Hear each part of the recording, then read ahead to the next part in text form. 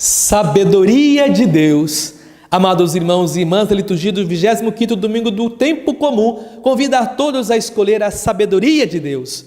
Só a sabedoria de Deus, diz os textos bíblicos deste domingo, possibilitará às pessoas o acesso à vida plena e à verdadeira felicidade.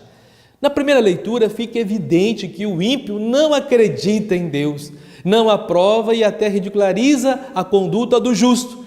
Já o justo é aquele que reconhece como filho de Deus, que confia e espera em Deus, é alguém cuja vida é pautada pela fé, repreende o procedimento do ímpio, ainda assim sofre perseguição, é ofendido, torturado e condenado à morte vergonhosa. O autor do livro da sabedoria dirá posteriormente que os ímpios estão enganados, que estão cegos pela própria maldade. O justo, no entanto, embora experimente o fracasso aparente, tem a vida guardada nas mãos de Deus.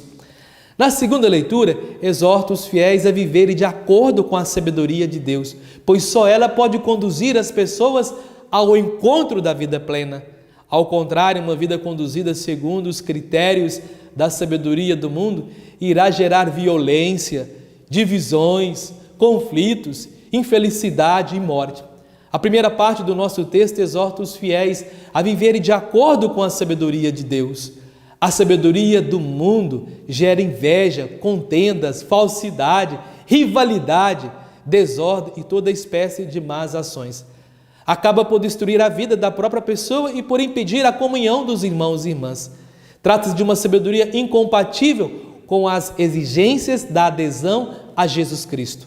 Amados irmãos e irmãs, estamos meditando nos últimos domingos que a preocupação essencial de Marcos, na segunda parte do seu evangelho, Marcos 8, 31, 16, 8, é apresentar Jesus como Filho de Deus. No entanto, Marcos tem o cuidado de revelar que Jesus não veio ao mundo para cumprir um destino de triunfos, de glórias humanas, mas para cumprir a vontade do Pai e oferecer a sua vida em dom de amor às pessoas. É neste contexto que devemos situar os 3 anúncios feitos por Jesus acerca da sua paixão e morte. Vejamos, o evangelho dessa liturgia é precisamente o segundo desses anúncios.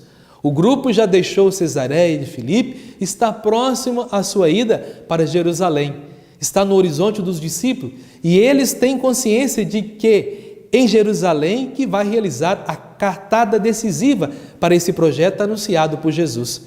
Neste momento ainda, todos acreditam que Jesus irá entrar na cidade na pele de um Messias político, poderoso, invencível, capaz de libertar Israel pela força das armas do domínio romano.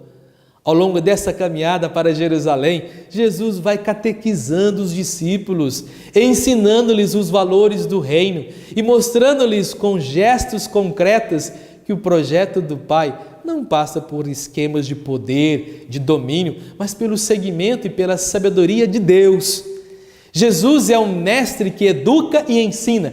Fica claro no Evangelho que na comunidade de Jesus só é grande aquele que é capaz de servir e de oferecer a vida aos seus irmãos e irmãs. Dessa forma, Jesus deita por terra qualquer pretensão de poder, de domínio, de grandeza na comunidade do reino. O discípulo que raciocinar em termos de poder e de grandeza, isto é, segundo a lógica do mundo, está a subverter a ordem do reino. Jesus completa esse ensinamento aos discípulos com um gesto. Toma uma criança, coloca no meio do grupo, abraça e convida os discípulos a acolherem as crianças, pois quem acolhe uma criança, acolhe o próprio Jesus e acolhe o Pai. Naquele contexto, na sociedade palestina, as crianças eram seres sem direitos e que não contavam do ponto de vista legal, pelo menos enquanto não tivesse feito o Bar Mitzvah, a cerimônia que definia a pertença de um rapaz à comunidade do povo de Deus. Era, portanto, um símbolo dos débeis, dos pequenos, dos sem direitos, dos pobres, dos indefesos, dos insignificantes, dos marginalizados. Mas vejam, que são esses precisamente que a comunidade de Jesus deve abraçar.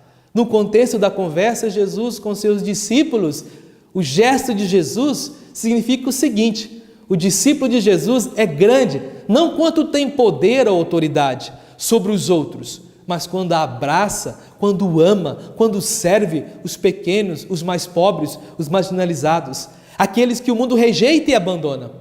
No pequeno e no pobre que a comunidade acolhe, é o próprio Jesus que se torna presente e acolhido. Contudo, nessa passagem Jesus ensina a todos nós e avisa: só há lugar na comunidade cristã para quem escuta os desafios de Deus e aceita fazer da vida um serviço aos irmãos e irmãs, particularmente aos humildes, aos pequenos e aos pobres. Fico feliz com você, benfeitor, benfeitora, que junto conosco aqui no Instituto Meninos de São Judas Tadeu ajuda, colabora, é solidário a acolher as crianças em estado de vulnerabilidade pessoal e social. É Jesus que é acolhido todas as vezes que proporcionamos às nossas crianças educação, alimentação, amparo, cuidado, dignidade. Que Deus nos dê força e sabedoria para continuarmos nessa grande e nobre missão que Deus nos confiou. Obrigado por nos ajudar e realizar o Evangelho de Jesus no acolhimento e cuidado com as nossas crianças e adolescentes. Por isso convido a todos a compartilhar essa homilia com seus amigos e amigas nas redes sociais. Vamos juntos evangelizar, proclamar Jesus como nosso Salvador. Escreva em nossas redes sociais, ative o sininho de notificações, comente, compartilhe. Sejamos homens e mulheres do bem, comprometidos com o Evangelho de Jesus. E que Deus nos abençoe sempre. Ele que é Pai, Filho e Espírito Santo. Amém.